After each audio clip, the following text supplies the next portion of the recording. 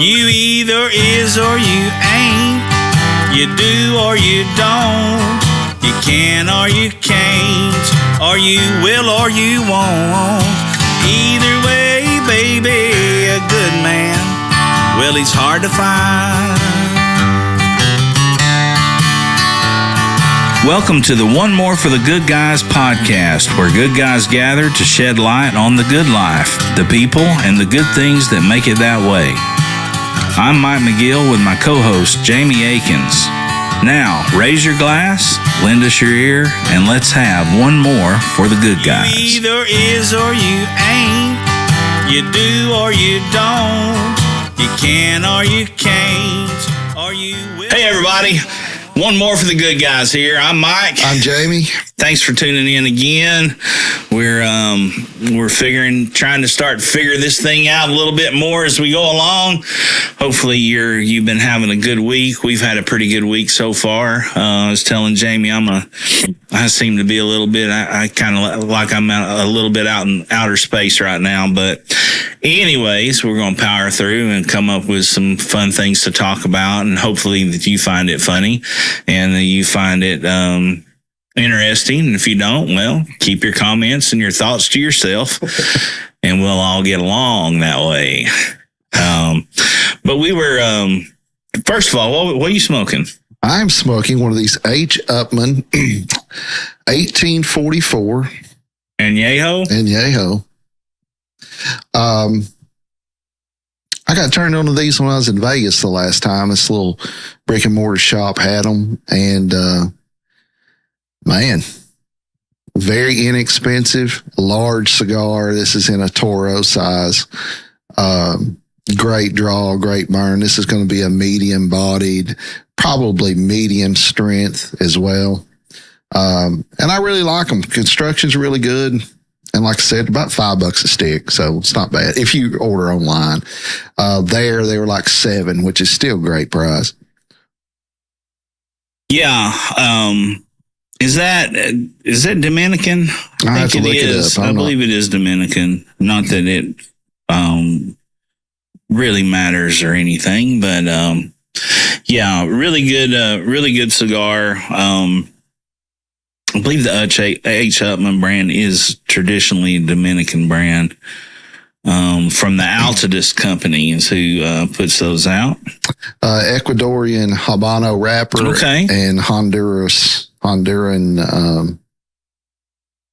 origin. It doesn't say what the binder and filler are. All right.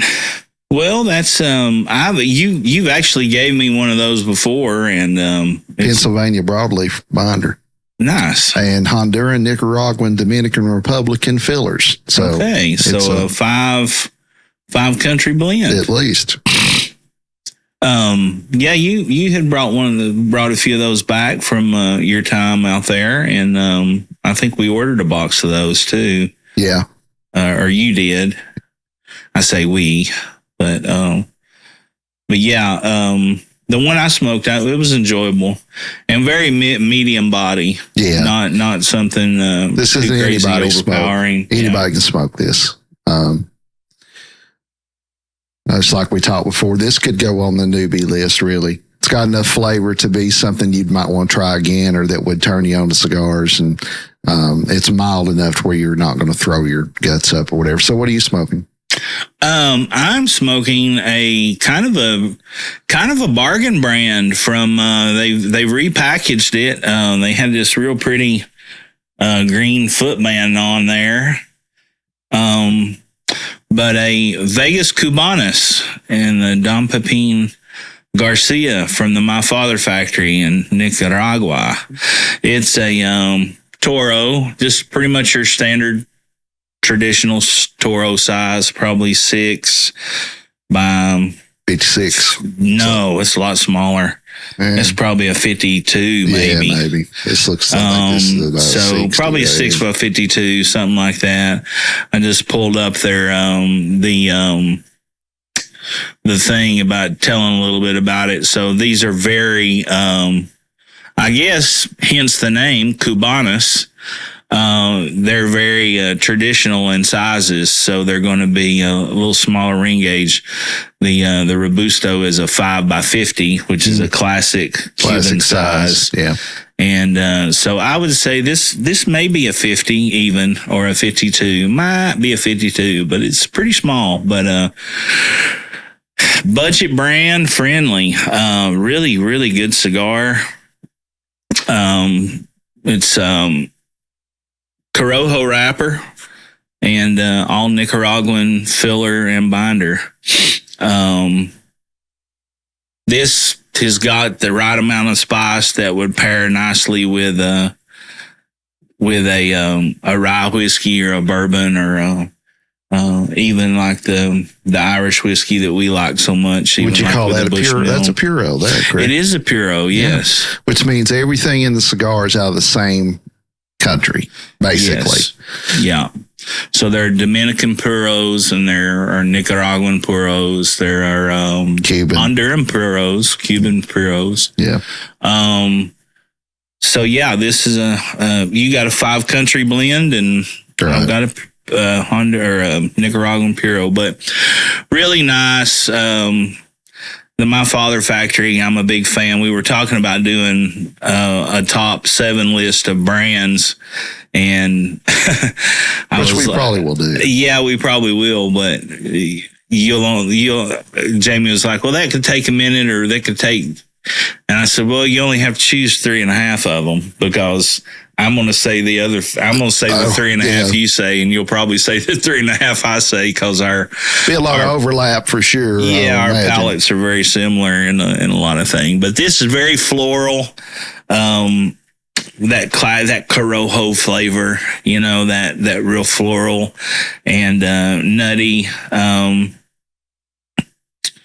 I would call this, in being a Corojo, I would say it's mild to medium. So perfect middle of the day cigar, but it would probably pair well with, nicely with, and this would even pair nicely with like, vodka soda and lime. Oh, with yeah. something with some citrus and something more clean than like a bourbon or a scotch or something like that. Very light, hearty good cigar. So we need to do an episode on pairings, what we drink with cigars. Mm-hmm.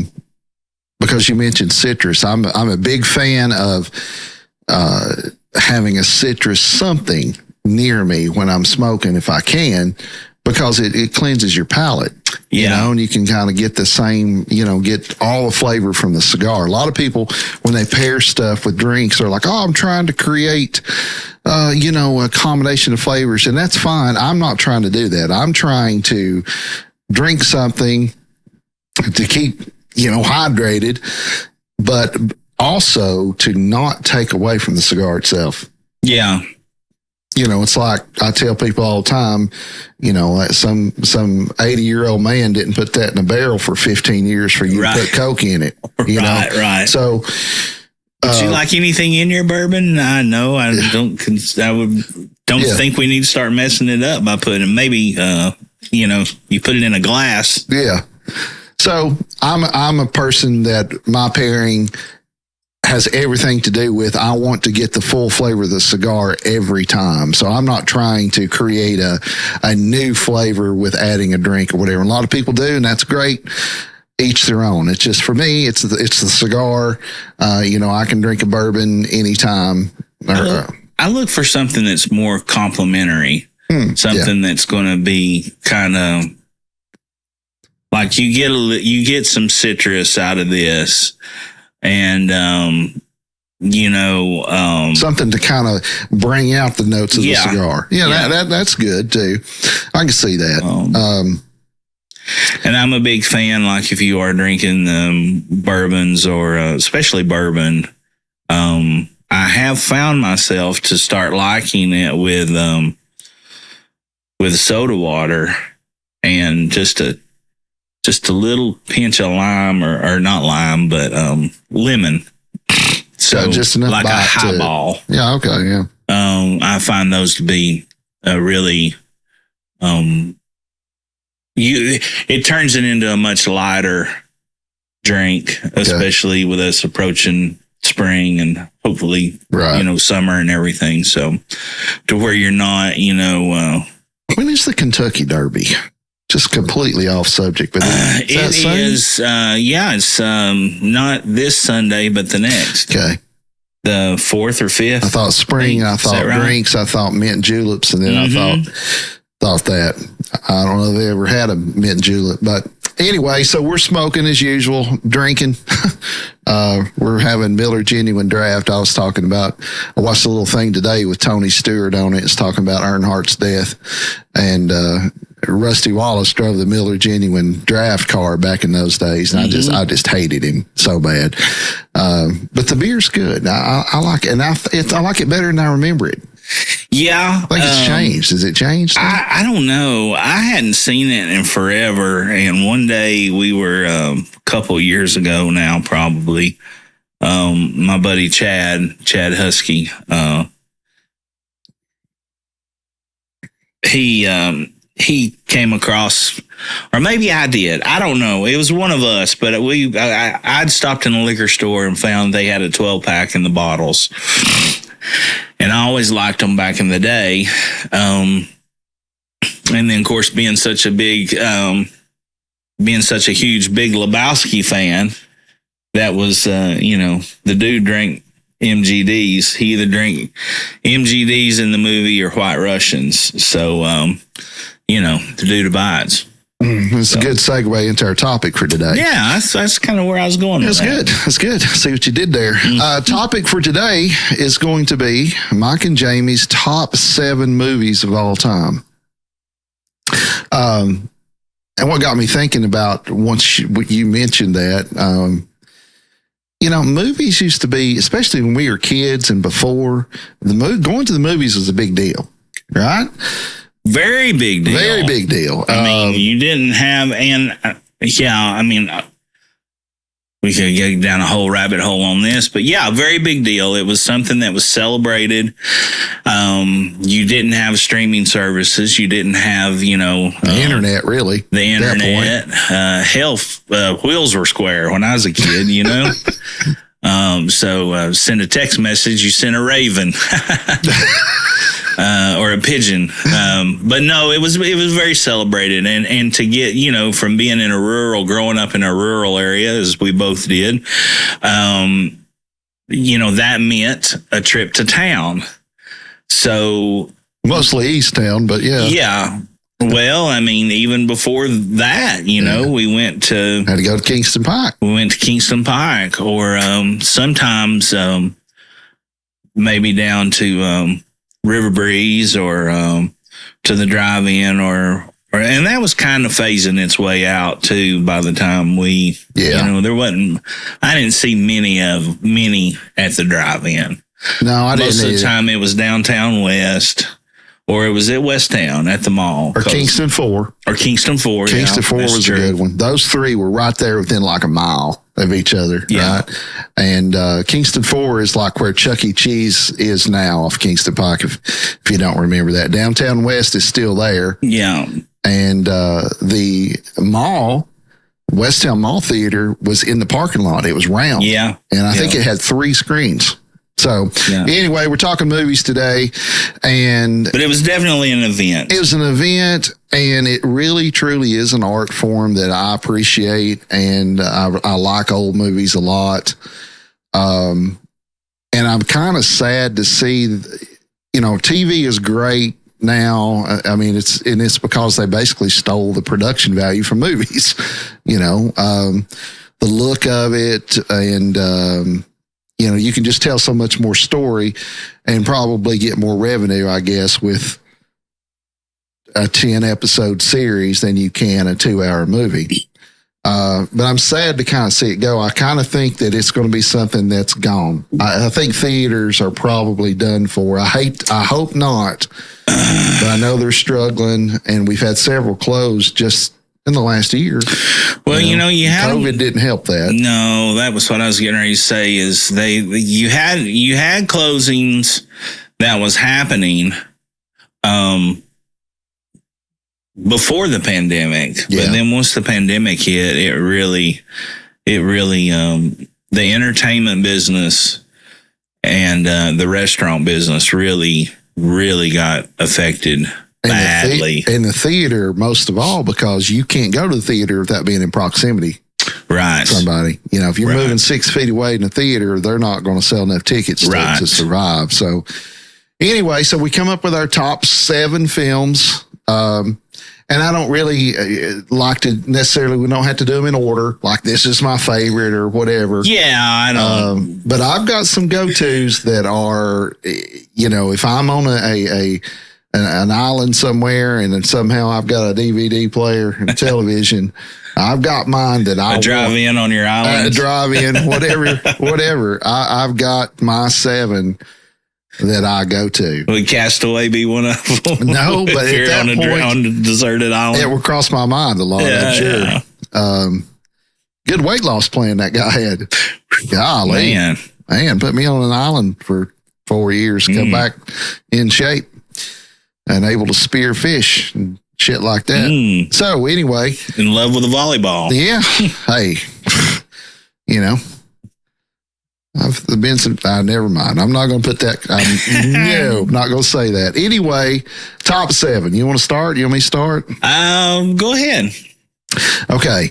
Definitely top 7 film for me. Always has been. I think this is the scariest movie ever. Oh, Lord. I don't think it's even close. I tell people that, or I ask people, what's the scariest movie you ever seen? Even now. I think it's the scariest movie of all time based upon the fear that it created. And you went back and watched this as an adult? I watch it all the time. I watch this once a month. Okay. It's on all the time. That explains a lot. Yeah, it about does. You. Jaws. Oh, yeah. Jaws is in my top 7 easily. I think it's a masterpiece. I think that Jaws is the scariest film ever as far as what it has created, the fear that it has created since 1975. Because before then, now I was 1 in 75. So, but before then, from what I understand, people weren't afraid of getting eaten by sharks. That wasn't something that, Well, you think about it, you didn't have Shark Week, you didn't have Discovery, you didn't have all the different outlets. You only read things in the paper. That's right. You only call, if you missed the news, the 6 o'clock or the 11 o'clock news, then you, other than buying a paper or having a paper service, you didn't get any news. No. You might if you turn on the radio and maybe unless Granny called and said, "Did you say that?" Yeah. They were on it, buddy. That was your news source, your grandparents. But yeah, coming in from a small town, you always had that one person in the place where, like Mascot, where I grew up. You always had the one person that was the mayor. And not like a publicly elected official, but the person who knew everything that was going on. Like Clara Edwards on Andy Griffith Show. Yeah, exactly. Yeah, very good. Yeah. Yes. And that was the only other place that you would catch the news. But yeah, so nobody was afraid to go in the water. They even used that as their tagline, right? Mm. Just when you thought it was safe to go back in the water. That was on Jaws too, which is still a good movie, but far cry from the first one. Oh yeah, it's not even close. And Quint's character steals the show. It's almost, you've got this whole Moby Dick thing going on with him and the shark. But you've also got all these other dynamics. It's just a genius movie. Even now, it holds up. You see it, you're like, man. Well, I was really impressed with that movie because of all the trouble they ran into. The shark wouldn't work right, or this would happen, or they'd come up with this. And so basically, from what I remember seeing, like on documentary wise or interviews with Spielberg or Dreyfuss or those people, were they they had to be problem solvers the entire time on that set. And, I'm not sure how many times the entire shark, was actually shown, but it wasn't that many. No. It was almost Hitchcock-like. What didn't with the get suspense seen. and right. what didn't get seen and what you knew might be lurking there to get you. Yeah. Genius film. Definitely top 7. And I think all that came out of stuff not working right. I've heard Spielberg talk about it a lot. I'm sure some of the greatest things come from, just having to make do. Let's do this and make these shots. It's like that. One of the most famous scenes from that film is when he's out there chumming and the shark comes up and he backs up and says, "We're going to need a bigger boat." Well, that was ad lib. That wasn't in the script. But they kept it. And of course, Robert Shaw, who plays Quint, he was also in not a top 7 movie for me, but he was also in The Sting. Oh, that's right. Yeah. Great actor. Anyway, I could talk about Jaws. We could do a whole episode on that, but that's definitely top 7 for me. But that's a remote drop. If it's on, you're going to watch it. If that's playing, I'm watching it. Right. Very good. I would have to say, one for me definitely would be,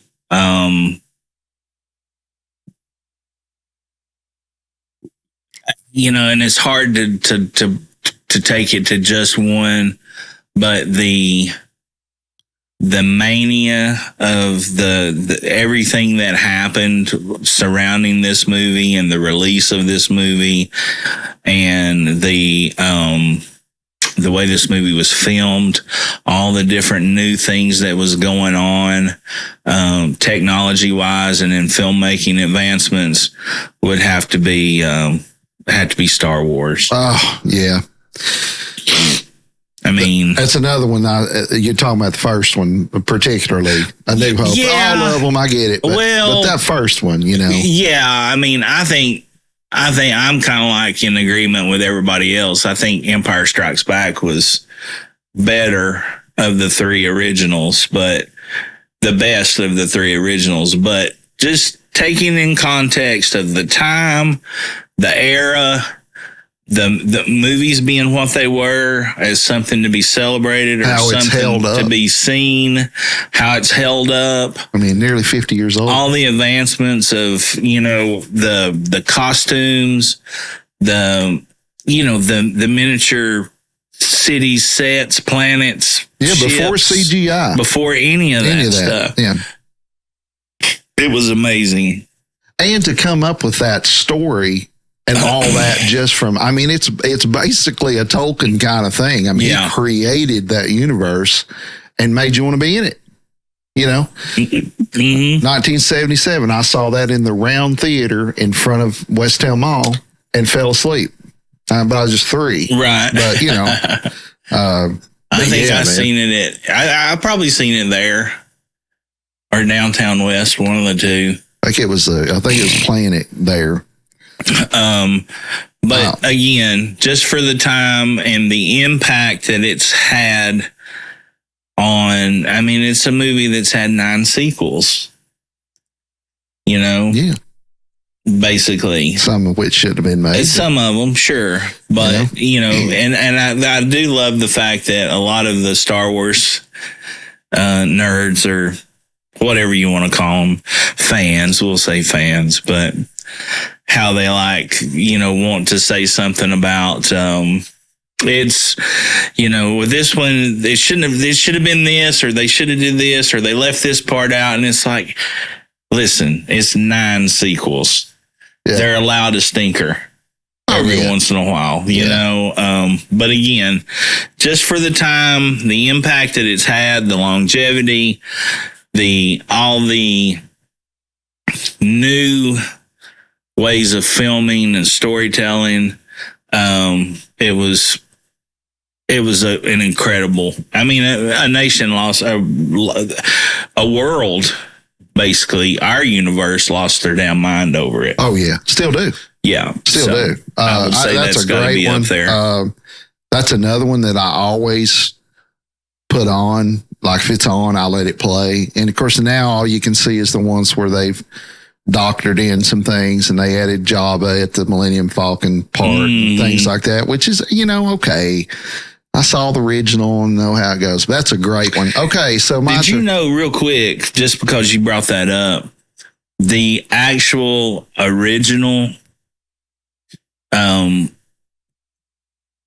don't know how to say this the correct way, but the original one was, there's 2 copies left in existence, so they say.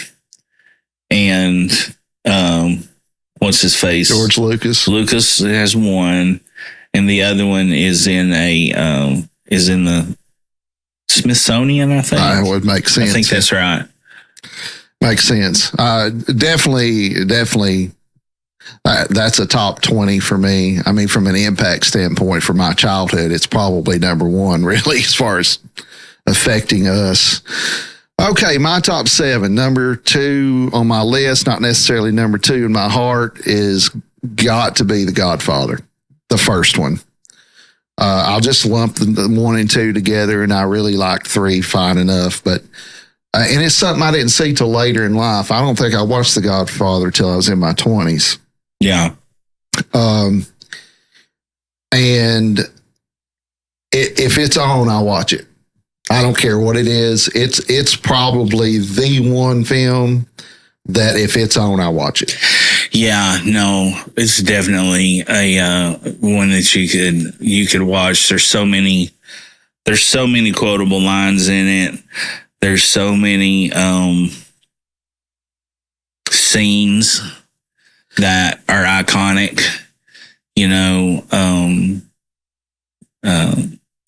Take the cannoli. Yeah, leave the gun, take the cannoli. Luke O'Brotzy sleeps with the fishes. Sleeps with the fishes. That, I tell you, I believe, this is my opinion, after watching lots of movies, I believe that one of the great, if not the greatest on film performance for a single actor is in that film, and it is not Brando. It's Pacino. Who starts out a certain way. If you haven't seen The Godfather, go watch it. It's on all the time. Okay. And it does, and what I love about it, it doesn't have to be, if you can watch it on TBS and you get the same film as you would on HBO, it's the same movie. Not a whole lot of language in it. No real sex in it per se. But Michael Corleone, played by Al Pacino, his character from beginning to the end makes this transformation, and it's genius.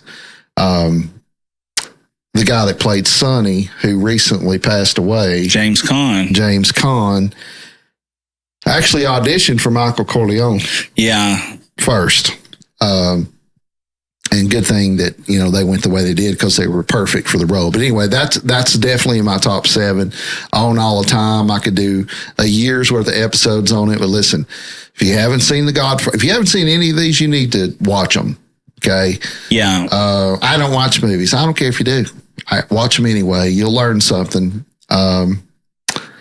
And a lot of life lessons in these 3 movies that we just named too. Really, really are. I'm not saying go be a gangster, but I am saying, don't throw out the cannoli. Yeah. There's a life lesson right there. All right. There's a really good, I don't know if you've seen this, but there's a really good miniseries on Amazon. Is it on Amazon? I was just pulling it up. It's to Paramount, see where, I think. Paramount Plus, I believe. And right now, it probably was on Amazon at one time. Actually, you can get it on Paramount Plus.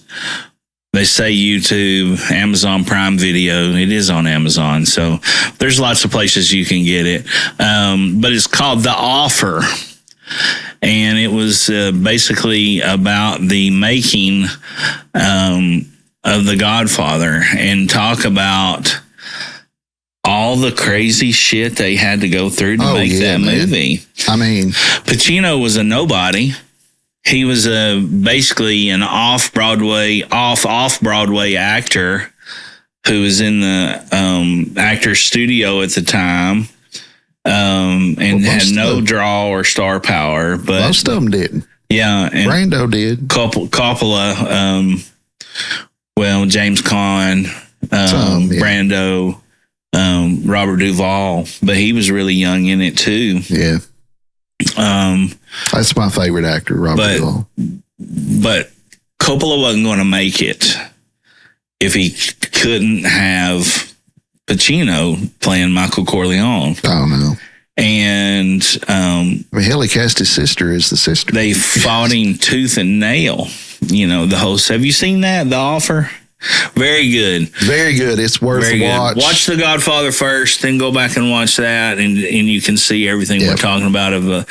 Basically, I heard somebody talking about the movie making process, and it takes a miracle to get the pitch. It takes a miracle for it to get bought and held. And then it takes another miracle for it to get made. And then it takes another miracle for it to be a success. So, if you're thinking 4 to 5 miracles, for something that was, that they didn't want to make in the first place, because Hollywood, still to this day, is much like Nashville. They're not going to take a chance on something unless they know it's going to make them money. I mean, they can make $10 million, and you'd think, okay, a $10 million return would be a pretty good. Yeah. But they're looking for now. But now they're wanting hundreds of millions in return. It wasn't as nearly as hard to make Godfather 2, though, was it? Probably not. Probably not. I bet they couldn't wait. All right, what you got for your number 2 on your list? I think number 2 on the list would have to be. I know this is another one that if any time it's on, whether it's on cable, HBO, whatever it's on, whether it's on TNT or whatever, it's I just put the remote down. But it would be Shawshank Redemption. Yeah. Great movie. Since I know we were going to have some crossovers, that would probably be in my top 7, but I'm going to call it 7B so we can still do 7B. Sure. It kind of flopped at the box office. Shawshank did. Which is very, in my mind, doesn't that sound impossible almost? Yeah. Well, the big movie that came out the same year at the same time that was released at the same time was Forrest Gump. Okay. And then there's also, I'd have to Google it, but there was also like that year, there were 4 or 5 of movies that make lists like this. Okay. That came out all at the same time, basically. Or the same year. Right. I don't want to say the same time. Well, obviously it's a masterpiece. Nobody writes prison stuff better than Stephen King. This is based on a short story by King. And of course, The Green Mile is also Stephen King. Yeah. Prison. Just fantastic. Freeman and Robbins are just, it's a masterpiece. It really is. It gets a lot of talk now, especially like you said, because people watch it and you just can't not watch it, right? You can't just turn it off. No matter where you're at in it. It's like, oh, okay, I'm good here. Yeah. Just a genius movie. And I agree, man. Shawshank is on, certainly in I'm not going to list it, but that would be. Okay, so back to me, it's got to be, we talked about Pulp Fiction, Forrest Gump, and Jurassic Park all came out at the same time as Shawshank Redemption. That'll do it. That'll do it. So For me, three of seven has got to be. And we talked about westerns earlier. I saw this in the theater twice, but Unforgiven is oh gosh, is really classic. Yeah, and it's hard to believe this now, given all the other stuff he's done since, and he's still directing. But Eastwood, it was kind of considered like a comeback film for him, right? Mm-hmm. Came out in '92, I believe. I think I don't know if Freeman won a Best Supporting or not. It won a couple of Oscars, but it did not. I can't remember what he won. I think he might have got screenplay or something. But either way, that's my favorite Western ever made. Is that the best Western ever made? I don't know. Searchers is up there. Who Shot Liberty Valance? There's a few on my, hey, this has got to be in your collection list. But Unforgiven, with those three guys, I bet Hackman won something. I think Hackman won supporting. But with Gene Hackman and Eastwood acting, directing, and then Freeman. Richard Harris. Don't forget Ugly Bob. Right. English Bob. Yeah. That's right. Not Ugly Bob. That was a guy in The Joint. Yeah. Richard Harris was also the original Gandalf. Not Gandalf, rather, but, wrong movie. Dumbledore. In Harry Potter, and then he passed away. And then... So it looks like here they won Academy Award for Best Picture. Oh, good. Yeah. Academy Award for Best Directing. Gene Hackman won the Best Actor in a Supporting Role. Okay, there you go. For Little Bill. And rightfully so. Yeah, what a piece of trash, human garbage that he played in that, his character. You just shot an unarmed man. They should have armed himself. Yeah. They're going to decorate his place with my friend. Yeah. Stuff like that. So good.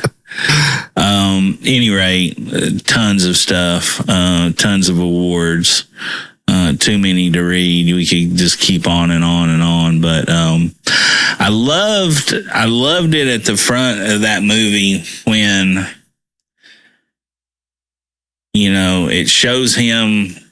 It shows a silhouette of him up there on the hill at the tree visiting the grave of his wife. Yeah.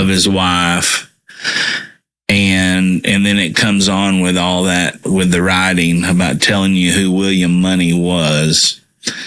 A notorious, I forget, I used to have it memorized. A notorious outlaw or something. Yeah, but it was just the way it was worded, of some low character, just of epic proportions, basically, and a killer of women and children, and it's just like, how you write something like that to make somebody as vile as he was in his past to be the ultimate, you're pulling for the guy. Yeah. And it's not, okay, in this one instance, he has reasons. You have reasons to pull for him. But the very first scene of the movie, you already know the way he was described. Right. Of ill repute, of notorious character of ill repute. But you still wind up pulling for him. Yeah. That's something about writing that can't. Exactly. Tony Soprano, not a good guy. No. At all. But everybody loves him. But you pulled for him. He pulled for him. Well, that began, I guess, in my recollection, that era of television, or movies rather, well, both, art, started to focus more so on the anti-hero You know, like you had Silence of the Lambs, for example. Hannibal Lecter, serial killing cannibal. Everybody loved him. you know, he was, his personality made you overlook the craziness. So there's a lot of themes in Unforgiven, the alcohol thing, the redemption, you'll do anything for your family. Let me borrow your lighter. Kind of thing. And I love it. So that's definitely in my 7.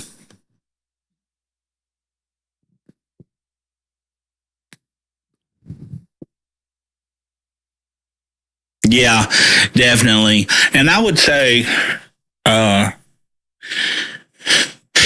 this is not going to make the list of any probably popular list, but I'm going to throw out another Western that was often overlooked, in my opinion, but a great story. So many great young actors that were in it. And it is one of 3 movies, I think. Like it is, yeah. That John Wayne got killed in. Now, obviously, you know all about True Grit, you know about Rooster Cogburn, you know about, Sons of Katie Elder, Desperado. I mean, all that stuff. But the one John Wayne movie that I really, really loved was The Cowboys. Such a good movie. If you haven't seen that, it is basically John Wayne is a ranch man, a cattle baron, a ranch man. He owns a big ranch, and he's got to get these cows to Belle Fourche in South Dakota. I believe it's South Dakota, but I know the town's Belle Fourche. I had a buddy of mine who was a real life cowboy at one time, and he did a couple of real life cattle drives to Belle Fourche. But and we always was when I found that out about him and his past, it was one of the things that kind of, we had a little something in common to talk about. But at any rate, so John Wayne plays this rancher, and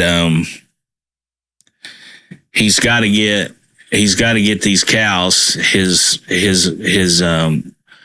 stock out to Belle Fourche so he can make the money for the coming winter and for the coming season. But I can't remember if it was, it may have been the gold rush. Everybody had left. All the men basically in this town had left for the gold rush in the hopes of finding gold. Right. And which historically makes complete sense. Sure. With the backstory of the movie. But long story short, he's got nobody to help him drive these several hundreds of head of cattle. And he, the wife talks him into trying to find the most, going through the town and going to the school and trying to find boys that are old enough and that can ride, and basically turn them into this rite of passage and becoming a man. And just a wonderfully told story. It's one of those movies. Wonderfully told You'll see story. A bunch of people that you recognize when they were younger. You're like, like 6 or 7 of them. Bruce Dern's in that. And he plays just a terrible character. Which he's good at doing. Oh, he's real good. Later roles, man, he is just that's Laura Dern's dad. Yeah. He plays a bad guy in it. And, there's, I forget the black actor's name. He was a trained Broadway actor. Brown. Right. I believe that's right. But his character name was Jeremiah Nightlinger. It's Roscoe Lee Brown. Roscoe Lee Brown. Yeah. Oh, just tremendous. It's a great movie. Tremendous. Is that movie. on your list, or is that just a segue from a Western? No, I'm putting it on my list. Oh, that's a good. And I think I'm putting it on there because it's my list. Yeah. And it was a movie that I loved. I bought it on DVD. It is your list. So It's our list. And if it ever comes on, I stop and watch it, and I'll watch it from beginning to end. It doesn't matter how many times I've seen it. So good. It was a later role for Wayne too. I mean, yeah, he was older. Yeah, so because he died, I think 7. Yeah. See, when did he die? Well, his last movie also could make the list, but The Shootist. Yeah. Also had with a young Ron Howard in it. Yeah, who was the lady though? It was he did several movies with her. Was it Hepburn? Irish lady? No, who was that? I'll come up with it. Hepburn. The Shootist. Oh, okay. So Maureen, what's her name? She was in The Quiet Man. Lauren Bacall is in it. Yes. Yeah. Not the lady, not the actress I was thinking about, but yeah, Lauren Bacall. Yeah. Okay. So this my number 4 on my list is going to be controversial, but hear me out. Okay. House Party. We couldn't play. Eraserhead, man. Burn. And who was? Didn't it have Martin Lawrence in it too? Oh yeah, When he dragging had a breath? bunch of yeah. If you haven't seen that, it's funny. Number 4 on my list for me, and there are many reasons why this is, but it's Deliverance. Everybody's heard of Deliverance. Everybody, and this is a shame too, really.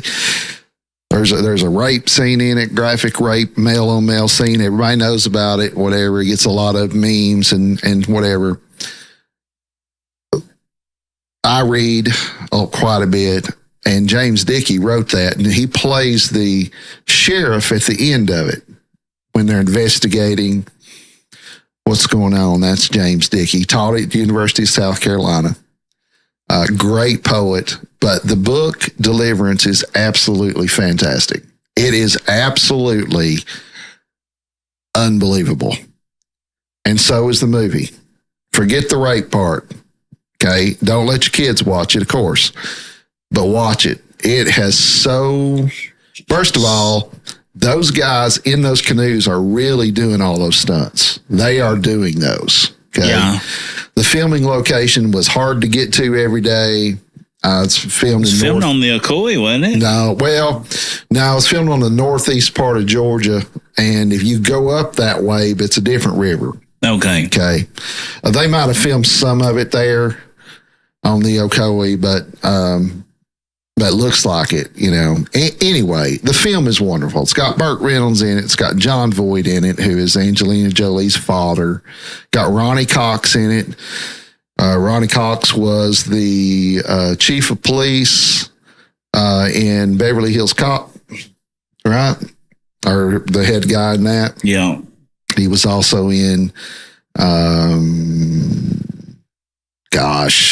Total Recall.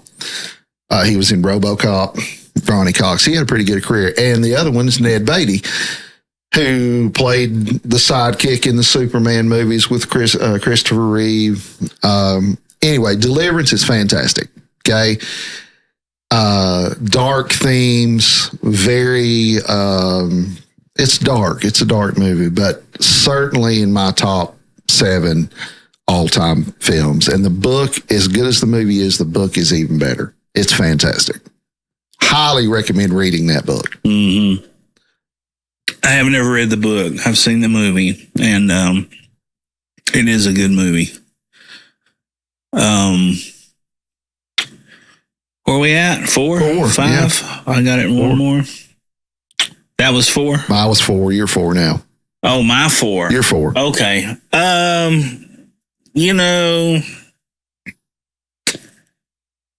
there's a lot I could say about this guy as a director, and probably every movie he made could be its own top best of list.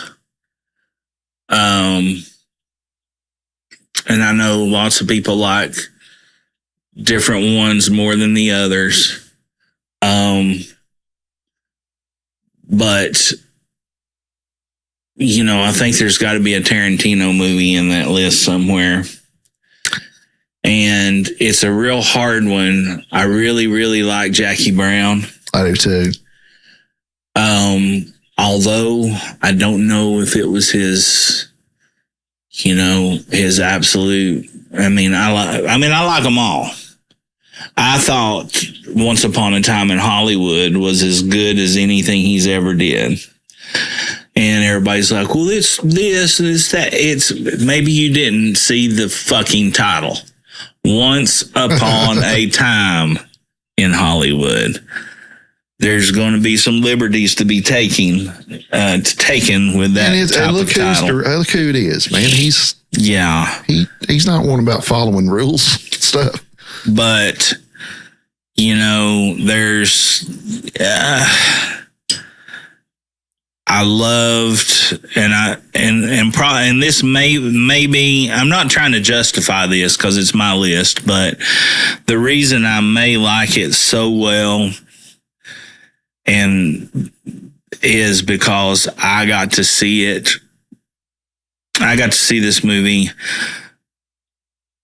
and this movie was filmed on the same cameras as Spartacus in 110 millimeter. So these gigantic cameras. And then I got to see it. He put on a thing called a road show, and it came through Knoxville.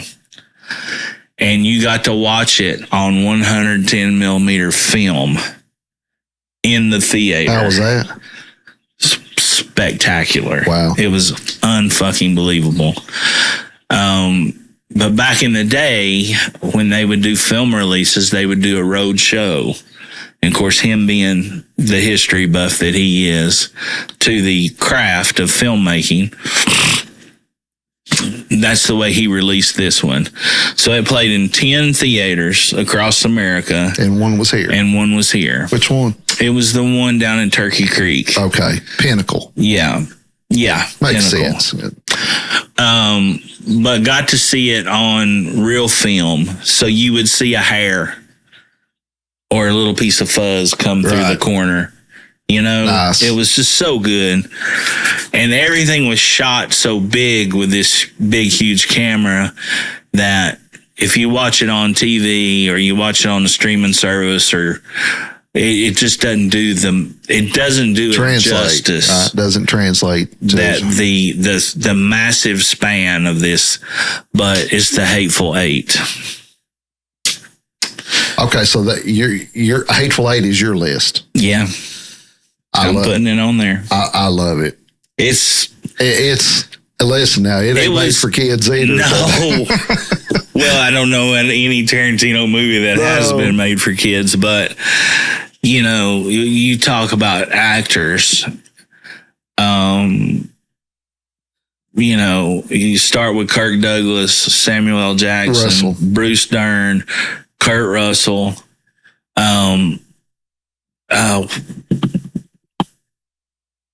Leah Thompson, right? Did I get her name right? She's Daisy Domergue. She, Back to the Future girl, right? Yeah. No, isn't it Jennifer Jason Leigh? Jennifer Jason Leigh. That's right. I think it is. Is that right? Yeah, Jennifer Jason Leigh. I got to get that. She's incredible in it. Yeah. Not Tim Robbins, but Roth. Tim Roth from Reservoir Dogs. It's Jennifer Jason Leigh. Yeah, that's right. Kurt Russell, Channing Tatum's in it. Hey, let me tell you, Walton Goggins. Yeah, is one of the great character actors of our time. He is a good character actor. He plays in Justified. Yeah. If you haven't seen, we're going to do Bo Crowder. Yeah, that's right. We're going to do. No, it's no. Is it Bo, or is that his brother? It's Crowder. That might be. I can't know. It's Crowder. He's also in the new Fallout show from Amazon, which is really good. It really is, man. Yeah, and I watched he's it. great in it. And man, the Hateful. I thought you were going to say that Once Upon a Time, but then you pull Hateful Eight. Hateful Eight. Well, Hateful Eight's got same with L. Jackson in. Yeah, I mean, and Once Upon a Time in Hollywood is really, really good. But again, you know, Hateful Eight's incredible. I watch it a lot. There's even an uncut director's cut, which is more. I love it. So that's your 4. Number 5 for me. Been thinking about it. Gosh, man, I love so many different movies, but this has got to be on here. The greatest sci-fi movie of all time, in my opinion. And just the first one now for me, but it's just a top. And anytime it's on, I watch it. I can quote it. And that's Planet of the Apes, the first one. Oh, yeah. With Charlton Heston. It's just genius, man. And what's crazy is I read that book too. The book is completely, it's a lot like it, but it's completely different because there's a big surprise at the end of the book. And it's really, really well done and short. It's short. The book's short. But I don't know. A buddy growing up was a fan of that, and I watched it, and it's just it's a political film, whether they say it is or not, you know. And it's just, I don't know. I just love it. I think it's the best sci-fi film ever. And I love Star Wars. Star Wars is definitely one of my go-to movies, but the Planet of the Apes, the first one with Heston. It seems as if that one is a really, it makes you think. Yeah, it does, man. You know, of the time, everything that's happened, and looking back on it now as it being filmed so long ago that, you know, there's a lot of those. Obviously, we haven't seen the apes take over the world, but there's a lot of things in it that are relevant to today. Oh, yeah. With societal issues and societal pressures and just the not taking care of the world, not taking care of people. Yeah. Fellow man. So, yeah, I could see that. And, you know, the I don't think they're going to rank up there as with that one, but even the newer versions. The new versions are pretty good. The one with Wahlberg, I went to see it in the theater. Yeah. But yeah, that's on my top 7, Planet of the Apes, and it's partly because I grew up, you know, around somebody that had a lot of memorabilia and collected it, and but I watch it anytime it's on. I watch it. Yeah, it's got that movie is deep, man, and I don't think it's trying to be. It's much like Deliverance in that way. It's just like, whoa. Well, and you know that when was that made? When did that release? Planet of the Apes. Yeah. What was the date on that? 68, maybe. Was it that early? It was in the 60s for sure. Because the reason I asked... 1968 film. Okay. So the reason of importance here to me, with you saying that and you saying that it was political, would be the simple fact that you think of how much political unrest there was at the time. Civil rights movement. Much like today. You know? Civil rights movement, Vietnam. Mm-hmm. And you think of all of just think about music and all of the, I don't want to really call it protest, but that's what we've deemed to call it now. But all of the music that came out of that era that was statement and political driven, whether they wrote it to be or not. I mean, now a lot of it was completely written to be political, but that was just, I guess what I'm saying is that's definitely a sign of the time when it was released, and it had to be. It had to be that. Well, it definitely. I mean, it's talking about two virtually, equal groups, the apes in this case, and the humans. Of course, during the film, the humans are not as evolved. Not all of them speak. And then when he shows up, the time travel thing, I think that's something that goes talked about with that movie is the time travel in it, because it is a time travel movie ultimately. But yeah, I mean, you've got two groups that are virtually equal and one lording over the other. It's certainly got a lot to say from a political standpoint, but of course, when you're a kid, you don't think that. I was like, man, that's pretty cool. The apes, they got guns. Yeah. They ride horses. But, excuse me. Oh, I hope I don't have snot all over me.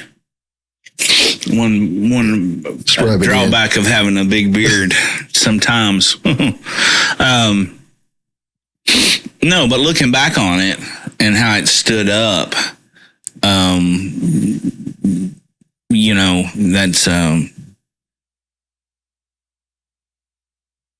that's something to be thought about.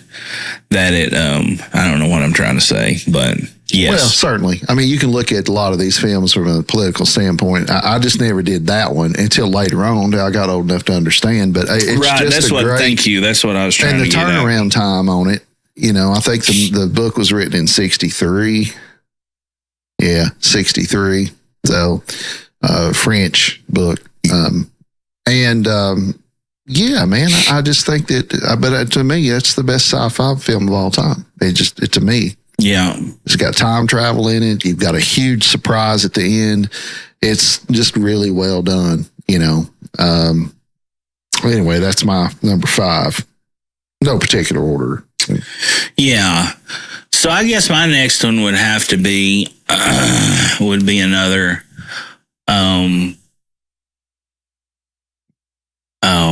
another movie that was, there's been lots of movies in this genre. This director has made several movies in this genre, but I know anytime it's on, it's I could watch it anytime and from any point. That's another thing with these movies. From any point that you come into it, whether you come into it right in the middle of it or wherever, it's just you're just going to drop the remote. But film wise, would have to be Goodfellas. Oh yeah. Well, the American Film Institute issued the top 100 films of all time. Yeah. There's a British version, and on the American side, Godfather was one, and on the British side, Goodfellas was one. Really? So yeah. How about that? I mean, you're talking about getting overlooked because a lot of people don't know that Scorsese directed that, right? Yeah. So, and he didn't win an Oscar for it. He didn't win an Oscar until, I guess, The Departed, probably. So, which is crazy. I mean, if you think about what he's done. But Goodfellas, I mean, it's based around a true story. I have read that book as well. Henry Hill. Yeah, he died in the last couple of years, the real Henry Hill. We see a lot of characters from that movie into other gangster films as they go. I mean, I started saying this about Tarantino and I forgot. Tarantino, I like all Tarantino's movies, really. Oh, yeah. But I don't know that I'd put any in my top 7, but because of this. To me, Tarantino is one of the great creators of scenes Like if you've seen Inglourious Bastards, the opening scene when they're having the milk in the house. Oh, Jesus Christ!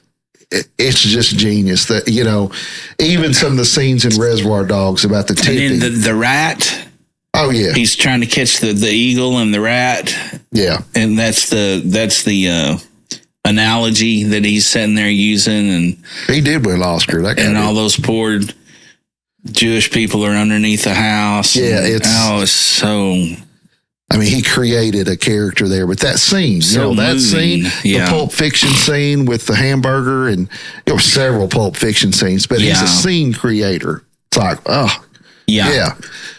But Goodfellas to me is just one of those, first of all, the soundtrack to it is amazing. One of the greatest scenes in film history. What do you mean I'm funny? Yeah, funny how? That was all ad-libbed. Well, Pesci's a genius. Yeah, he won Best Actor in a Supporting Role for Goodfellas. It should have. Yeah. And I've seen different ones on set, and Leota has said this, who's passed away since, but he said in that movie that that look on my face of being physically bothered was real because Joe was so convincing that, it was just, he said it was the most uncomfortable I've ever been, the most uncomfortablest I've ever been. And we're talking about the same guy from Home Alone. Yeah. Or My Cousin Vinny. My Cousin Vinny, which I love. Is a great movie. She won an Oscar for that. Yeah, that's a very overlooked movie. Oh, it is. It's got Fred Gwynn in it as the judge. Yeah. All right, so Goodfellas is your 5. So we got 2 more. You got one dog looking one way and then one dog looking the other way. Oh, God. Well, getting down to the tough stuff now, man. I'm going to say for me, gosh, this would not be on anybody's top 10 list. Okay, but to me, the way this movie combines comedy with emotion and just brilliant acting, Planes, Trains, and Automobiles. I think that just because Candy and Martin are so good in it, and if you start watching that movie, you'll see some other people pop up. You're like, oh man, she's whatever. Yeah. Like, but I've heard Steve Martin interviewed. One thing, I've got a sentimental place in my heart for John Candy. Absolutely. For several different reasons, but I can remember when he died. I had a pager at the time, and my mom paged me a 911. I was on my way to work. Oh, wow. I pulled over one, and she's like, honey, John Candy's died. I cried on the phone right there. I couldn't believe it. I mean, I was like, that guy made me feel like he knew me. He was so good. He was so good. And that film, I love a lot of, Great Outdoors, Uncle Buck. Uncle Buck. Summer Rental. Might be my favorite. I love Uncle Buck. Everybody's got an Uncle Buck, man. The kids are great in it. Yeah. The little shitty ass teenagers great in it. I mean, all of them. That is flipping that pancake with the snow shovel. There's so many drying the socks in the microwave. I loved that his apartment was, for where his apartment was, was Wrigley Field was right. The marquee was right there. Telling that principal that he'd get a rat to gnaw that thing off her face. Oh shit! But Planes, Trains, and Automobiles. A lot of that film, that scene when they're in the bed together and Martin jumps up and he's all impatient or whatever. Those are not pillows. Yeah, The night before that, though, when he gets and he hurts his feelings and whatever, I've heard Steve Martin say that, hey, that was John. That was real John. That's that kind-hearted, You know what I'm saying? It's like that was really John Candy and how everybody loved him and whatever. Of course, I love Steve Martin too. I was telling you about that show I've been watching, Only Murders in the Building. He wrote that. Oh, wow. Him and another guy.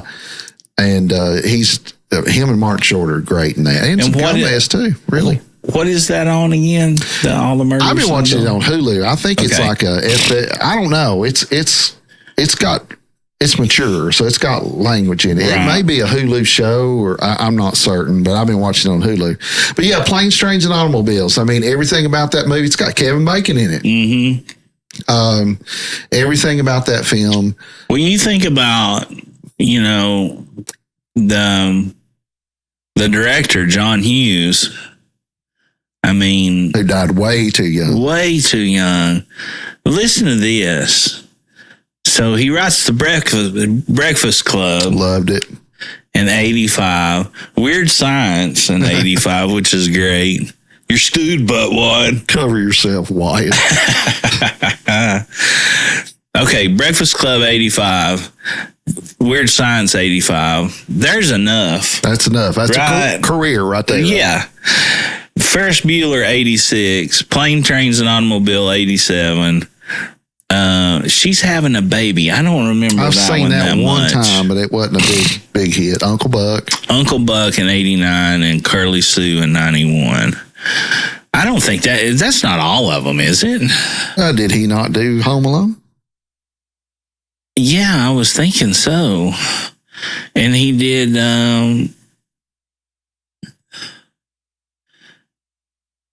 he did 16 Candles too. Right. So that was I guess that was just a highlight. Might have been. Let's look at that real quick, because this deserves to be. And none of these are going to be considered. Maybe he was a producer on some of these other movies. Yeah, he was the producer on the Home Alones. National Lampoon's Christmas Vacation produced that. Only The Lonely, that's got Candy in it too. Yeah, that's a good movie. Yeah, that was a little more serious. Is that the one where he writes for the soap opera? Yeah. Of course, he died in 2009, way too young. But yeah, that movie. It's a Thanksgiving movie. You don't get a whole lot of Thanksgiving movies. You know? Very, very, that's one of my favorites. Planes, Trains, and Automobiles. That's got to be in my top group. He was the writer of National Lampoon's Vacation. Wrote and directed 16 Candles. Wrote and directed Breakfast Club. Was the writer of European Vacation. Wrote and directed Weird Science. Wrote and directed. He did Ferris Bueller. Ferris Bueller. Directed Pretty in Pink. Planes, Trains, Automobile, all across the board. He's involved in that. Yeah, he really made. I mean, he put John Candy on the map. My God. Anyway, John Hughes did okay for himself. Yeah, and so did John Candy, and obviously Martin has done some. There's a. I can't remember where it was on. Maybe it's on Paramount Plus too. I can't remember. But there's a 2-part documentary about his life. Maybe it's on Apple TV. I can't remember now. I was come across it the other night, but it's him and Martin Short. And there's an act 1 and an act 2. Which this is Steve Martin. Yeah, man, there's a documentary about his career. That show, Only Murders in the Building, I put it off because I was like, oh, this just sounds sick. Man, those two steal the show, man. Martin Short's hilarious. Yeah. And he still does his Martin Short stuff. It's, of course, they were in Father of the Bride together. Three amigos. So yeah, that's my number 6, Planes, Trains, and Automobiles. Now I'm going to get some, comment away. I can take it. It's my list. It's your list. Yeah, it is on Hulu. Yeah. Only on Hulu. It's a Hulu original, I guess. Okay. Well, that explains the language because it's full of that. But In 3 seasons. yeah. And they're all on there too now. So I guess they're making a fourth. Selena Gomez, surprisingly, I never had any dealings with her music or anything. Yeah. She does really well in it. Yeah. It's got some like Stings in it. Amy Schumer's in the second season as herself. They play as themselves because they live in this building that only the mega rich can afford. Right. So anyway, interesting. Yep, that's my number 6. Okay, well, my number 6 would have to be another one that created a whole genre of its own, franchise of its own. Yeah, thank you. But would have to be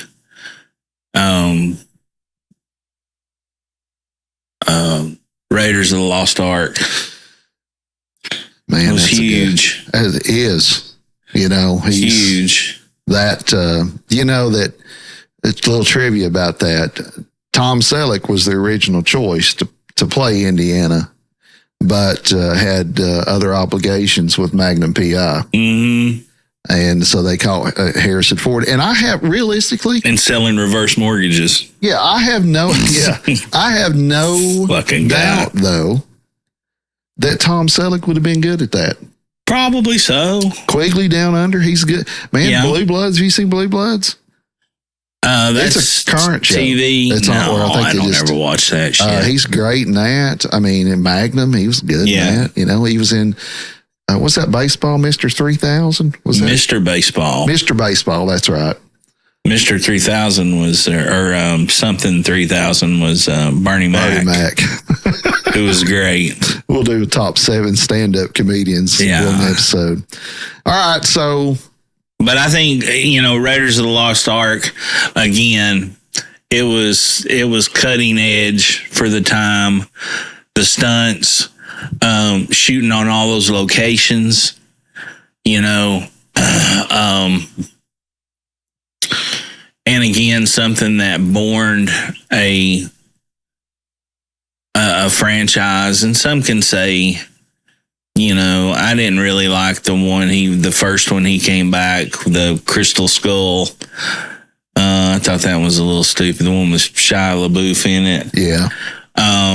But the first 3, even the second one was a good movie with the short round, the kid. He was in the Goonies too. Yeah. Wasn't he? But, I really liked the third. I liked the one with the third one. Oh yeah. The Last Crusade with Connery in it as his dad. That's that was my a really favorite good one. Actually, that's a great one. It is really, that's really well done. And then, I don't know if you've seen it or not. I've seen the newest one. The newest one, I watched it. And you know what? It was good. It was really good. I mean, it tied it up. It wrapped it up real nice. Okay, good. So I enjoyed it as well. There's not going to be another one. Is that what we're getting at? I don't think so. Gosh, this is my number 7, isn't it? This is it. Yeah. Well, I got to go with something that older this time because I like a lot of old movies, and we've got a list pulled up here. You can't see it, but we've been looking off, and so I was thinking about our lists so far. How many of those lists have the same composer?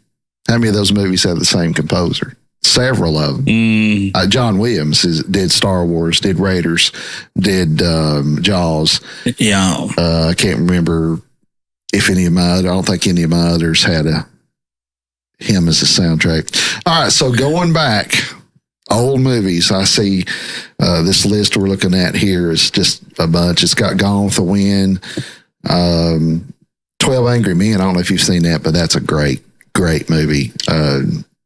There's an actor that doesn't get talked about nearly enough. I don't know if I've seen that movie. Oh my goodness, it's great.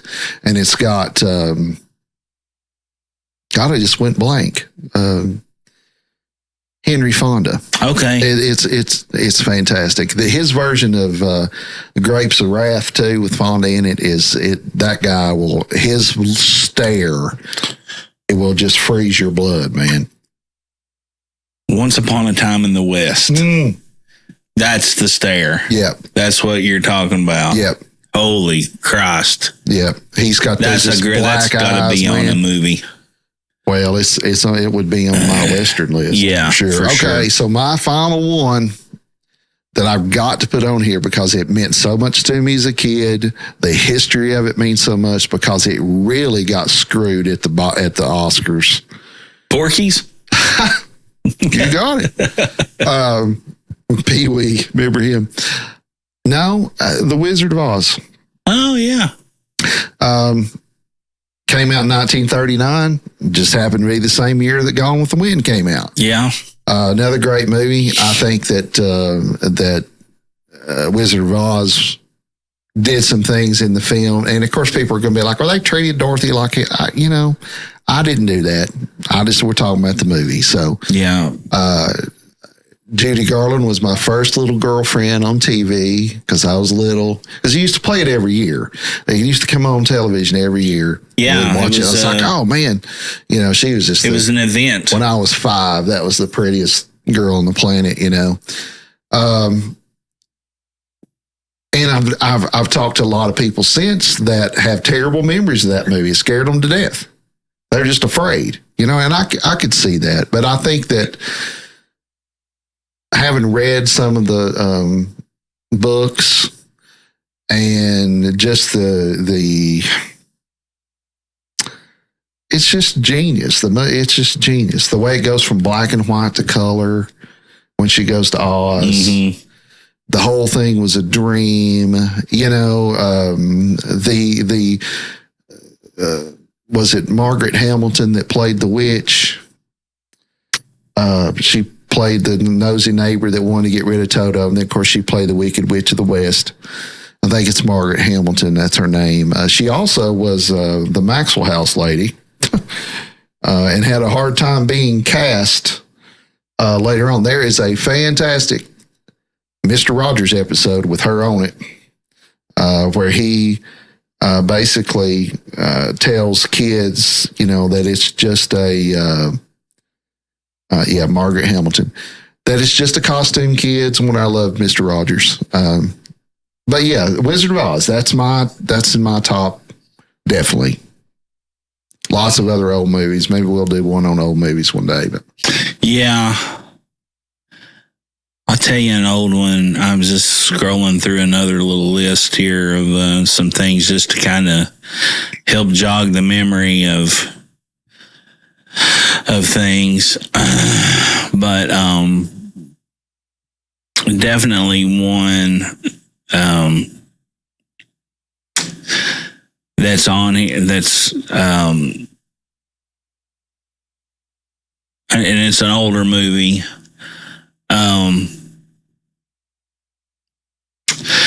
There's a couple, and I'm having a hard time choosing between, but I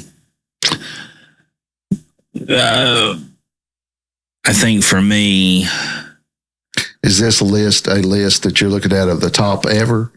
Yeah, this is saying that it's the top 100. Say a lot of the films. The one that you were talking about. Oh, yeah. AFI. Yeah. I see a lot of films on there that we've talked about today. Yeah, absolutely. Like, The Godfather was the number one. Shawshank was 2 on this list. But, a movie that made a real impact that I remember watching.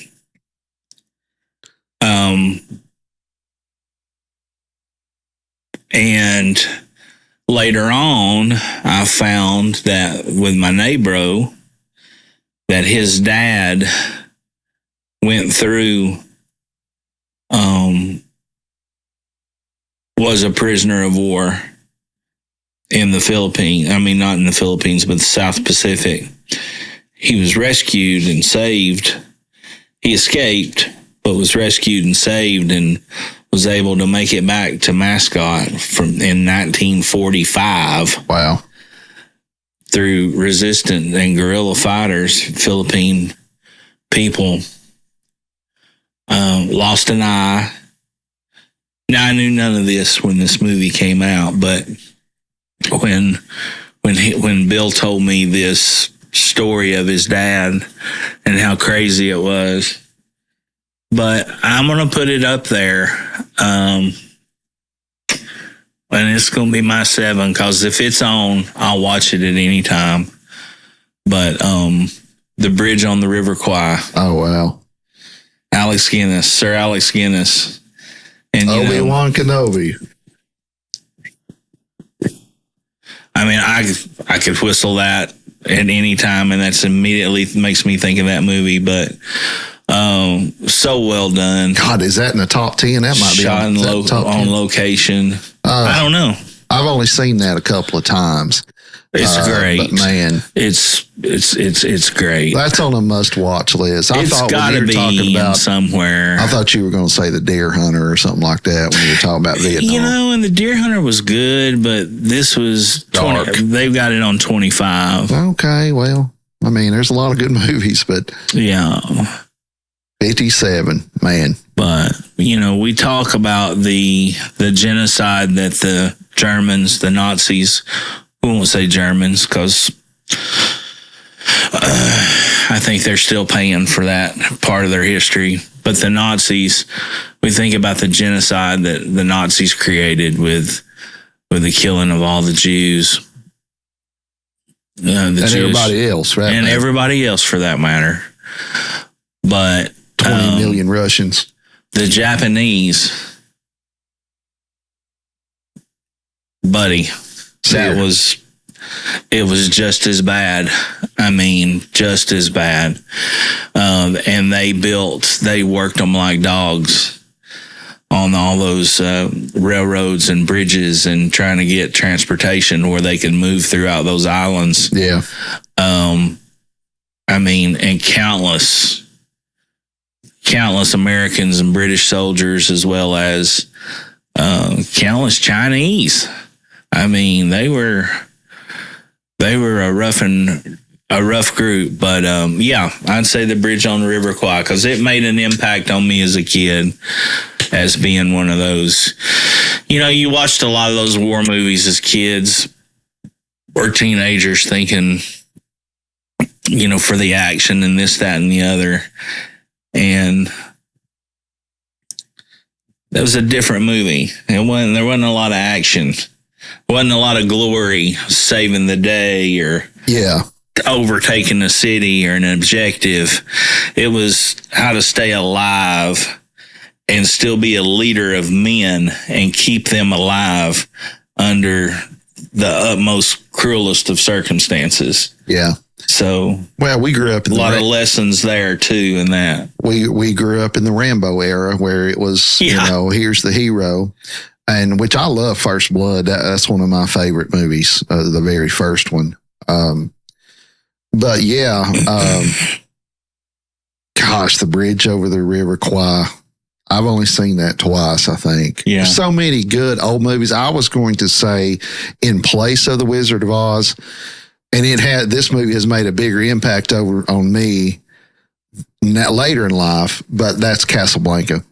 I can't get over the similar lists, talking about lists. If you look up the top actors in history, the AFI list of top actors of all time, I believe that Bogart is still number 1 on the list. Really? I'm pretty sure. I can look it up now. Top actors. And here's the stat, or Humphrey Bogart's number 1 on AFI's top 100 male stars. Women, Katharine Hepburn tops the list. Men, Humphrey Bogart. This is a current list. It is 2024 right now, of course. Okay. And just to put in perspective about old movies and what people that study movies are about, Humphrey Bogart died in 1957.